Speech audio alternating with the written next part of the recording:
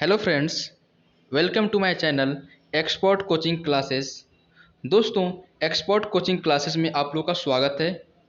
जो भी स्टूडेंट्स हमारे चैनल पे नए हैं, सबसे पहले हमारे चैनल को सब्सक्राइब कर लें और अपने दोस्तों को भी शेयर करें। हमारे यहाँ सभी गवर्नमेंट एग्ज़ाम जैसे एसएससी, बैंक, रेलवे, लेखपाल, स्टेट पुलिस, यूपी पीसीएस, साथ साथ हमारे प्रारंभिक अर्हता परीक्षा पेट की तैयारी कराई जा रही है, जो सभी क्लासेस फ्री में दी जाएंगी। इसके साथ साथ हमारे यहाँ क्लास फर्स्ट से 12 तक की सभी क्लासेस धीरे धीरे हर सभी सब्जेक्ट की अपलोड कर दी जाएंगी। और साथ साथ हमारे यहाँ नवोदय एवं सैनिक विद्यालय परीक्षा की तैयारी कराई जाती है। ऑफलाइन और ऑनलाइन दोनों व्यवस्था है। हमारे संस्था से जुड़ने के लिए सबसे पहले आप हमारे एक्सपर्ट कोचिंग क्लासेस को सब्सक्राइब करें तो अपने दोस्तों को शेयर करें। दोस्तों, आप लोगों को पता है जो प्रारंभिक अर्हता परीक्षा पेट की जो एग्ज़ाम है, उसमें मैं इंडियन इकोनॉमी, भारतीय अर्थव्यवस्था पढ़ा रहा हूँ। उसका आज सेकेंड पार्ट पढ़ेंगे। तो सबसे पहले आज हम जो फर्स्ट पार्ट है उसको हम रिवाइज कर लेंगे कि मैंने फर्स्ट पार्ट में क्या पढ़ा था। तो फर्स्ट जो लेक्चर था उसमें हम लोग पढ़े थे बैंकों का राष्ट्रीयकरण। तो बैंकों का राष्ट्रीयकरण होता क्या है, राष्ट्रीयकरण क्या होता है? आप लोगों को पता है जो निजी क्षेत्र के बैंक हैं उसको सरकारी क्षेत्र में बदलने की प्रक्रिया ही क्या कहलाता है? राष्ट्रीयकरण कहलाता है। जो प्राइवेट सेक्टर के बैंक हैं, प्राइवेट सेक्टर से गवर्नमेंट सेक्टर में जो चेंजेज होती हैं वही हमारा नेशनलाइजेशन कहलाता है। जो भारत में राष्ट्रीयकरण हुआ था, 2 बार किया गया था। भारत में बैंकों का राष्ट्रीयकरण कितने बार किया गया था? मैंने फर्स्ट लेक्चर में आप लोग को पढ़ाया था। तो आप लोग को याद होगा कि जो राष्ट्रीयकरण बैंकों का राष्ट्रीयकरण किया गया था 2 बार किया गया था। फर्स्ट टाइम 1969 में, उस समय प्रधानमंत्री इंदिरा गांधी थी। और सेकेंड टाइम जब इसका किया गया था 1980 में, उस टाइम भी जो प्रधानमंत्री थी इंदिरा गांधी जी थी। तो 2 बार बैंकों का राष्ट्रीयकरण किया गया। कब कब? 1969 में फर्स्ट टाइम कब किया गया? 1969 में। और सेकेंड टाइम कब किया गया था? 1980 में। तो दोस्तों, आशा करते हैं आप लोग को ये चीज़ें याद होंगी। और एक चीज़ मैंने और बताया था कि इसका सभी बैंकों का हेड क्वार्टर कहाँ है। तो आइए हम उसको एक बार जो ट्रिक बताए थे देखते हैं कितने स्टूडेंट को याद है। तो सबसे पहले पहला क्वेश्चन है, state bank of India, state bank of India का हेड क्वार्टर कहाँ है? सभी लोग कमेंट में जवाब दें। तो state bank of India, state bank of India, India last में आ रहा है। तो जितने में इंडिया आ रहा था तो उसका जो हेड क्वार्टर था क्या था? मुंबई। जैसे central bank of India, India last में आ रहा, central bank of India, central bank of India का हेड क्वार्टर कहाँ है? मुंबई। ऐसे क्वेश्चन एग्जाम में पूछे जा सकते हैं, तो इसको आप लोग अच्छे से ध्यान में रखेंगे। सेकेंड चीज है bank of India, bank of India का हेडक्वार्टर कहाँ है? ये भी लास्ट में इंडिया आ रहा है, तो इसके हेडक्वार्टर कहाँ होगा? मुख्यालय मुंबई में। एक क्वेश्चन और देख लेते हैं, देखते हैं आप लोग को याद है कि नहीं। Punjab national bank, Punjab national bank, ध्यान सोच के बताइएगा। पंजाब नेशनल बैंक का हेडक्वार्टर यानी मुख्यालय कहाँ है? न्यू दिल्ली। बहुत अच्छा, न्यू दिल्ली। तो आशा करते हैं ये सभी चीज़ें आप लोग को याद होंगी। एक चीज़ और मैंने बताया था, जो बैंकों का राष्ट्रीयकरण किया गया था 1969 में, तो कितने बैंकों किया गया था? 14 बैंकों का। और सेकेंड टाइम जो 1980 में कितने बैंकों किया गया था? 6 बैंकों का। तो इसमें आप लोग बताए थे इसका विलय हो गया था। तो किसमें? आप लोग को याद होगा आंध्रा बैंक का जो विलय हुआ था किस में हुआ था? Union bank of India, union bank of India में इसका विलय हुआ था। तो आइए हम आज का जो लेक्चर है, सेकेंड लेक्चर है, इसको हम स्टार्ट करते हैं। आशा करते हैं जो फर्स्ट लेक्चर होगा उसको आप लोग को याद हो गया होगा और आप लोगों ने नोट्स बनाकर अपने नोट्स में लिख लिया होगा। आइए हम देखते हैं वित्तीय समावेशन। वित्तीय समावेशन क्या होता है? जैसे हम बता सकते हैं बैंकों का राष्ट्रीयकरण किस उद्देश्य से किया गया था, तो इसका हम एक लाइन में उत्तर दे सकते हैं, वित्तीय समावेशन के लिए, फाइनेंशियल इंक्लूजन। आप लोग को एक भी टॉपिक हम छोड़ेंगे नहीं, एक एक करके सभी टॉपिक आप लोग को पढ़ा देंगे। आप लोग अगर अच्छे से पढ़ लिए तो 5 में से 5 मार्क्स कोई रोक नहीं सकता है। तो आइए हम देखते हैं फाइनेंशियल इंक्लूजन क्या होता है। इसको सबसे पहले हम इंग्लिश समझेंगे। To connect the person of vast majority, low income person living in rural area to banking facilities, that's called financial inclusion. इसको हिंदी में ही समझते हैं, क्या कहते हैं? देश के बहुसंख्यक व्यक्तियों को, कम आय वाले परिवारों को, ग्रामीण क्षेत्र के व्यक्तियों को बैंकिंग सुविधाएं प्रदान करना, ये हमारा क्या कहलाता है? वित्तीय समावेशन। बैंकिंग, ग्रामीण क्षेत्रों के व्यक्तियों को बैंकिंग सुविधाएं प्राप्त करना ही क्या कहलाता है? वित्तीय समावेशन। तो वित्तीय समावेशन, इसके एग्जाम्पल देखते हैं। जैसे बैंकों का राष्ट्रीयकरण, बैंकों का राष्ट्रीयकरण, ये भी एक ग्रामीण क्षेत्र के व्यक्तियों को बैंकिंग सुविधाएं प्रदान करना, उसमें राष्ट्रीयकरण किया गया था। बैंकों का राष्ट्रीयकरण आप लोग को याद होगा, जो बैंकों का राष्ट्रीयकरण कितने बार किया गया था? 2 बार। कब कब? 1969 में और एक बार 1980 में। बार बार आप लोग को बता रहा हूं ताकि आप लोग को याद हो जाए। ग्रामीण बैंक की स्थापना की गई थी। ये जो चीजें हैं, जैसे बैंकों का राष्ट्रीयकरण, ग्रामीण बैंकों की स्थापना, प्रधानमंत्री जन धन योजना, ये सब वित्तीय समावेशन का एग्जाम्पल हैं। आइए हम देखते हैं ग्रामीण, क्षेत्रीय ग्रामीण बैंक, बहुत ही इंपॉर्टेंट टॉपिक है। क्षेत्रीय ग्रामीण बैंक, इंग्लिश में इसका कहेंगे regional rural bank, regional rural bank. तो क्षेत्रीय ग्रामीण बैंक, इसमें पहला ग्रामीण बैंक जो है, पहला ग्रामीण बैंक का नाम जो है, क्या नाम है? प्रथमा ग्रामीण बैंक। जो पहला ग्रामीण बैंक का जो नाम है, प्रथमा ग्रामीण बैंक। इसकी स्थापना कब हुई थी? 2 अक्टूबर 1975 में। और कहाँ हुई थी? मुरादाबाद, यूपी। सबसे अच्छी बात है कि जो इसकी स्थापना जो हुई थी, मुरादाबाद उत्तर प्रदेश में हुई थी। आप लोग, क्योंकि उत्तर प्रदेश का यह प्रारंभिक रहता परीक्षा का एग्जाम है, तो साथ साथ आप लोग करंट अफेयर्स, यूपी जीके और साथ साथ हम इसको भी कवर करा लेंगे। तो यूपी जीके का एक इम्पॉर्टेंट क्वेश्चन बन सकता है, मुरादाबाद को हम किस नाम से जानते हैं? पीतल नगरी।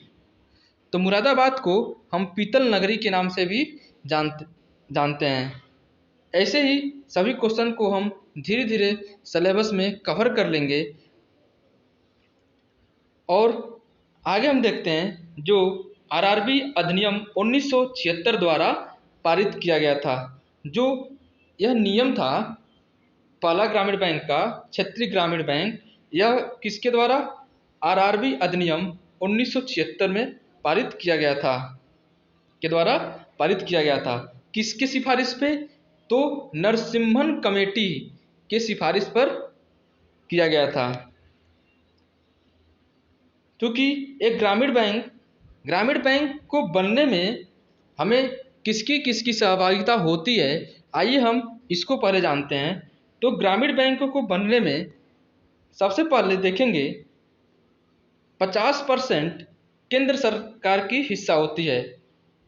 ग्रामीण बैंक को बनने में 50% केंद्र सरकार की हिस्सेदारी होती है और 15% राज्य सरकार की हिस्सेदारी होती है।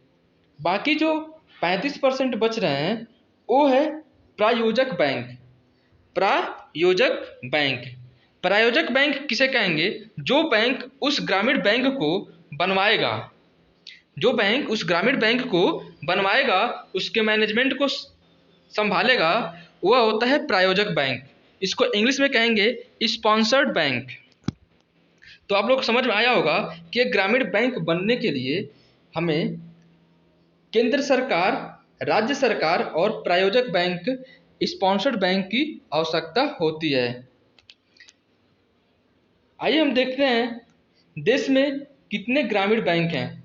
2021-22 अभी तक का जो ग्रामीण बैंकों की संख्या है, देश में ग्रामीण बैंकों की जो संख्या है 43 है। और उत्तर प्रदेश में जो ग्रामीण बैंकों की संख्या है 3 है। उत्तर प्रदेश में ग्रामीण बैंकों की संख्या 3 है। चूँकि हम उत्तर प्रदेश का एग्ज़ाम दे रहे हैं, इसलिए हम इसको अच्छे से तरीके से पढ़ लेंगे। और कौन कौन से बैंक हैं इसको हम याद कर लेते हैं। पहला जो बैंक है Aryavart bank, Baroda UP bank, Prathama UP Gramin bank को, इसका जो स्पॉन्सर्ड बैंक हैं, प्रायोजक बैंक हैं, कौन, आर्यवर्त बैंक को कौन मिलकर बनाया? Bank of India. इसको याद रखेंगे। इसको स्पॉन्सर्ड बैंक, इसको कौन बनवाया, यानी कौन संभाल रहा है? तो आर्यवर्त बैंक को बैंक ऑफ इंडिया इसके मैनेजमेंट को संभाल रहा है। और दूसरा है बड़ौदा उत्तर प्रदेश बैंक, इसके जो स्पॉन्सर बैंक हैं bank of Baroda. Baroda UP bank का जो स्पॉन्सर बैंक है bank of Baroda. Prathama UP Gramin bank, इसके जो स्पॉन्सर बैंक हैं पंजाब नेशनल बैंक। अभी जो प्रथमा यूपी ग्रामीण बैंक थी, अब इसका स्पॉन्सर कौन संभाल रहा है? Punjab national bank. आइए हम देखते हैं बैंकिंग रिफॉर्म्स। बैंकिंग रिफॉर्म्स क्या होते हैं इसके बारे में हम समझेंगे। जो रिफॉर्म्स, जो सुधार होते हैं, रिफॉर्म्स मतलब होता है चेंज।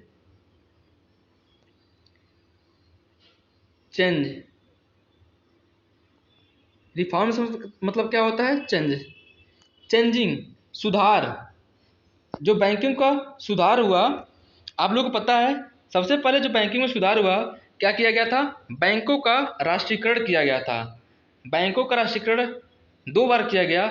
फर्स्ट टाइम 1969 में, सेकेंड टाइम 1980 में। और क्या किया सुधार में? क्या किया गया? ग्रामीण बैंकों का सुधार किया गया।